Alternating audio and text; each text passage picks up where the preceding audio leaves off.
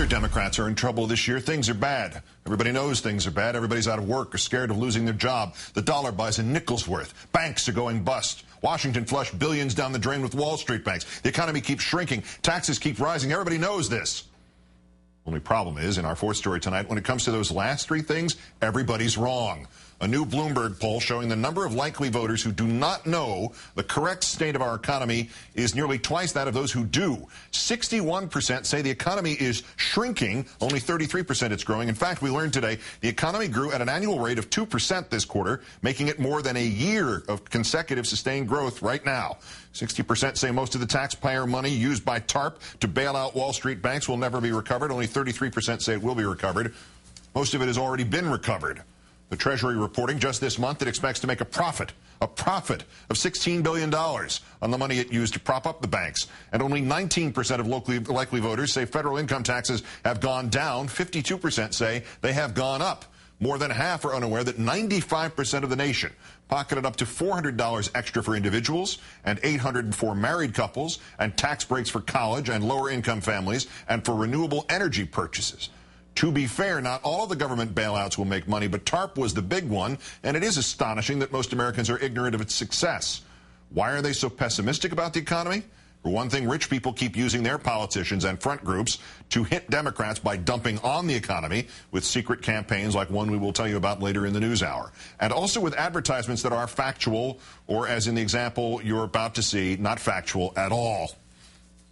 North Dakota's economy is reeling, and Congressman Earl Pomeroy is making it worse. While he should be helping us, he's supporting Nancy Pelosi and her failed agenda, voting for billions in new debt and reckless spending, including Pelosi's $800 billion stimulus boondoggle, filled with sweetheart deals and handouts to special interests. Reckless spending, massive debt, helping Pelosi, not us. Earl Pomeroy, wrong for North Dakota. Crossroads GPS is responsible for the content of this advertising. Except North Dakota is in the middle of a record job boom. Unemployment is 3.7%, the lowest in the nation. Elsewhere, however, Americans are troubled by a national unemployment rate that is stuck between 9.5 and 10%, with little hope for immediate relief on the horizon. That and the fact that even before the recession began, the economy was in trouble, with income disparities soaring, which is why today's news that profits in corporate America have soared over the past 18 months, faster than under Bush or Clinton or Bush or Reagan, and so on back for decades. That would do little to inspire confidence, because less of corporate America profits make their way to Main Street than ever before.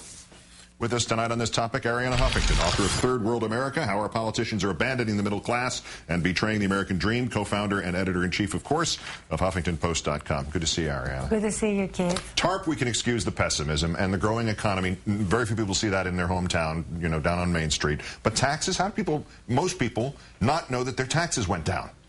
Well, there are two problems with that. One was that the almost $300 billion of tax cuts were actually built into the stimulus. So when people talk about over $700 billion in stimulus money, almost $300 billion of that was tax cuts. But the way it was presented, which was done that way because the president and the administration and congressional Democrats thought that was the way to get Republicans on board for the rest of the stimulus. Well, as we know, that didn't exactly pan out, and in the process, they missed the opportunity to present the tax cuts by themselves.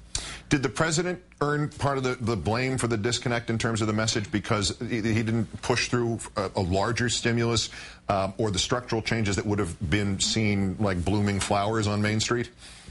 He did. And I think what is worse for me, Keith, is the fact that he still doesn't seem to realize that that's what happened.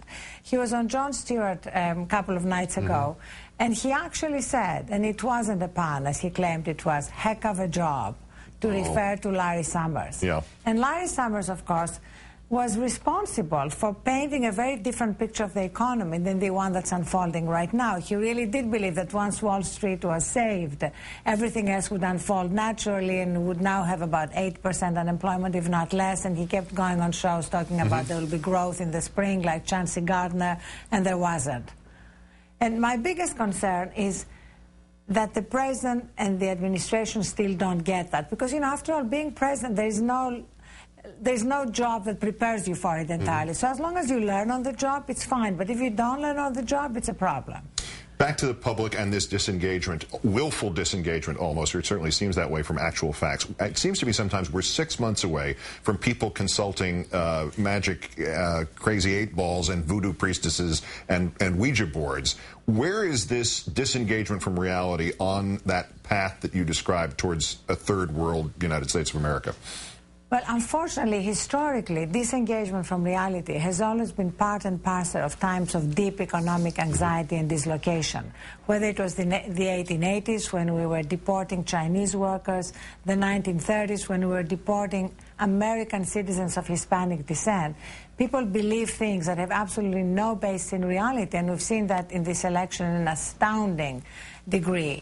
So the key here is recognizing that force and seeing what countervailing force, other than rational argument, can we counter it with. And I think the countervailing force is the amazing amount of creativity and compassion unleashed around the country in communities, and the use of social media to scale it up. Mm-hmm. Well, perhaps we can get that done by Tuesday and perhaps not. Arianna Huffington, co-founder and editor-in-chief of the Huffington Post. You're getting on a bus now? Tomorrow morning, City Fields at 5:30 in the morning, 6 a.m. departure. You're coming, Keith, right? Where are you going? Going to D.C. for the Jon Stewart Restoring Sanity rally. And the reason we need to restore sanity is precisely because of what you said. Because the point of the rally and the reason we are participating is that we may disagree with each other, but let's not demonize each other. As one of the signs says, if you're going to put a Hitler mustache on somebody, make sure it's Hitler. Excellent. Have a good trip.